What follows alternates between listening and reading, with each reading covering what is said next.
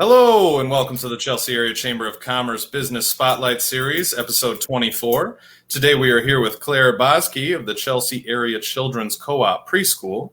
How are you doing today, Claire? Oh, I'm doing well, Terrace. Thanks for having me today. I appreciate Oh, it. definitely. Yeah, we're so happy to have somebody on from the co-op. Obviously, there's a lot of people involved, and you guys got a lot going on. Would you mind giving us a little bit of history about yourself and the co-op preschool? Absolutely. So, my husband and I moved to Chelsea in 2012 with our 3 and 5-year-old children, and we were really fortunate to land in the co-op. There was programs for both of my children there. And we quickly realized that the co-op philosophy was in alignment with our family values. And then we realized too that at the co-op we were valued as a family as well as individuals. So it really felt like a good place for our family to grow and become part of the community. As my children grew, they're now 11 and soon to be 13. So they've moved on. They're at Beach They're Middle not in the School now. preschool anymore? What was that? They're not in the preschool anymore? They're not at the preschool anymore, but I am. I stuck around and I was the teacher's aide for a bit, and then I became the lead teacher for the 3 and 4-year-old programs as well as the program director. Oh, So very I've been here for a few years now. The cooperative preschool, however, has been here since 1972. Holy So Toledo. it's coming up on its 50-year birthday, which is pretty exciting. That's awesome. Yeah. And it all started with a group of parents who wanted to provide early learning experiences for their children, and there weren't many options available during that time. So they worked cooperatively to kind of share those responsibilities of teaching their children, and they actually took turns. It's fun to think about now, but they actually took turns hosting the class at their homes. And certainly down the road, they ended up leasing classroom space and hiring teachers. And almost 50 years later, we're here, and we've branched out and connected to hundreds of families over the years. And currently, we have 3 fantastic teachers on staff, and we're still going strong. Yeah. That's awesome. For those who don't know, where are you guys located? So currently we are located, our classrooms are in the St. Paul Church, which is located on Old US 12 between the Wellness Center and kind of across the street from the Fairways neighborhood. Okay, great. That's fantastic. So you told me when we first started talking about this that one of the big reasons you wanted to come on today was to talk about your guys' online programming that you've got lined up. Now, you guys do have some face-to-face programs still happening, but the majority of where you're moving or what's really going to be taking up a lot of the resources is going to be this online program. Would you mind kind of walking us through what that looks like, what a day in that is like? Yeah. So thank you for having us, to promote this program and to let the community know about its availability. Certainly right now, parents are making difficult decisions about how and when to send their children to school. So we thought this was a great time for us to be innovative and try something new. So we are offering an online preschool program for 4-year-old children for the school year. And it is built to mirror or reflect what we'd be doing in a regular preschool classroom. So, but it would be available to families from the safety and, comfort of their home. And a typical day would start off with what we call gathering time. And that's where the teacher and the parents and the children all come together. And we sing songs and we talk about our day. If somebody's celebrating a birthday, we celebrate them together during that time. And we also talk about the art project. Now, each family will be provided a bag of art materials. And each week there are 3 class sessions, Monday, Wednesday, Friday, and a project for each of those days. So during that gathering time, I'd show the art supplies and talk about how we use them, using scissors, squeezing glue, all of those fine motor exercises that we like to have our little ones do. After we break from our gathering time, We would then go and let the parents and the children or the caregivers, sometimes it's a grandparent or a babysitter, spend some time interacting with their preschooler. So there's an hour block after gathering time where families can, play with their toys, build with blocks, squish and shape Play-Doh, maybe do a cooking or a baking project in the kitchen. Also during that time, families will do the art project that we talked about with the materials that were provided. And then also we ask, and this can be tricky sometimes with children because one of the important things they need to learn is cleaning up after themselves and taking care of their belongings. So we would also ask them to designate a cleanup signal and then have a cleanup time so that they can, clean up after themselves. Sure. After that, we would come together again on a second Zoom meeting. And this one would be geared to be a little more independent. So certainly parents are welcome to join in.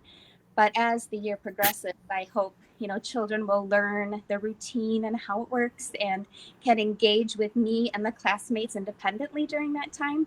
And we read a story and then also do a group activity. And that there's a variety of options there. We often have share time, which is what we call our show and tell. Yep. Maybe we do a science experiment. We do a lot of really cool science experiments here at the co-op. It might be, a special visitor, somebody tuning in on our Zoom call to join us and talk a little bit about what they do. And then after that, we'd end the teacher-led portion of the day, and there'd be another half-hour block where the child and parent are encouraged to get outside. That's an important part of our program. We go out, rain or shine.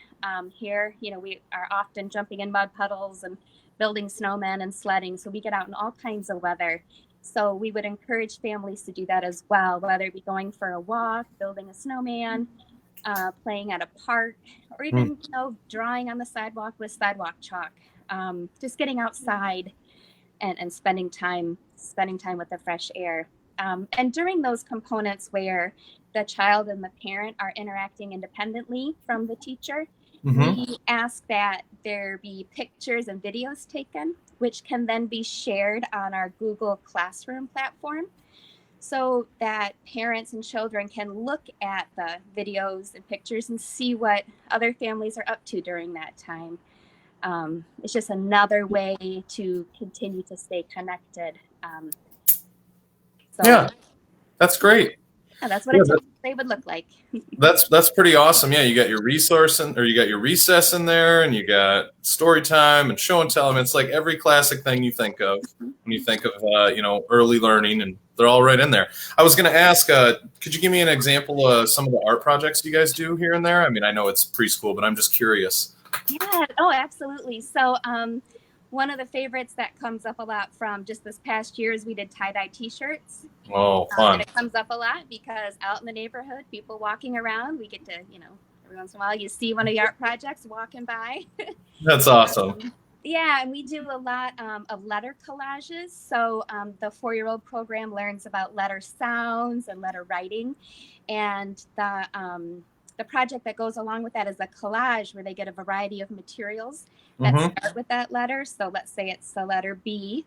That'll have a capital and lowercase b. It'll be on a blue piece of paper, and they'll have items to add. And some children, it's open-ended in the way that children can add what they'd like. So perhaps they add one button, or perhaps they add, a whole pile of buttons. But they, having things like button or what other B items? Maybe a cutout of a boot, or oh, now I'm going to draw a blank here. Bicycles or whatever. Yeah. Bicycles. There you go. Yeah. And see, I could do it. I know it. Yeah. You certainly can. Yeah. No, that's fun. That's great. And then as far as some of your visitors, I was wondering if you could tell me one of the recent visitors you guys have had. Sure. So the online program is scheduled to start in September. So we haven't started yet, but some of the visitors we have lined up and plans to connect with. We have a yoga teacher that's already out. Yep. And we have a fireman that's on the agenda to meet with us and talk about, show the gear. and hopefully some interesting bits from the fire truck as well. Right. Yeah, that's very cool.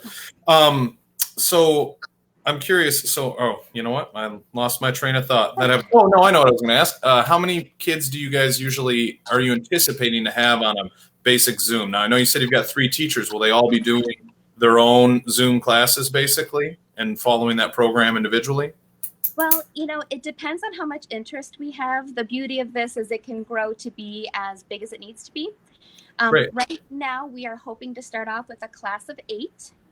Nice. And that would just be a nice number to allow each family and child to be able to connect regularly and recognize each other's faces.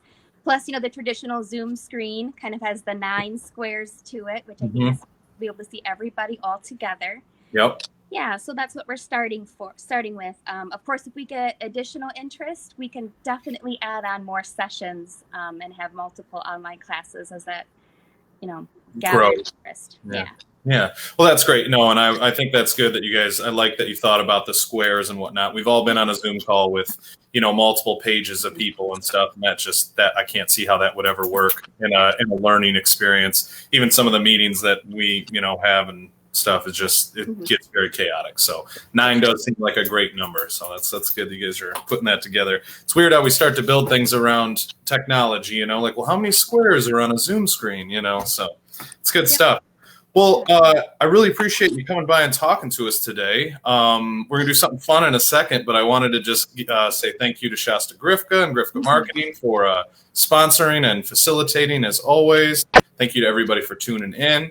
We are taking next week off, but we'll be back in September. And I guess now we're going to do a special goodbye for everybody out there. Claire's pointed out one of the biggest things for kids in early learning is routine. So we're going to do something they do when they close out their days. So we'll see you guys next week. And Claire, take it away. All right, everybody. It's time to wave high, wave low. I think it's time. We got to go.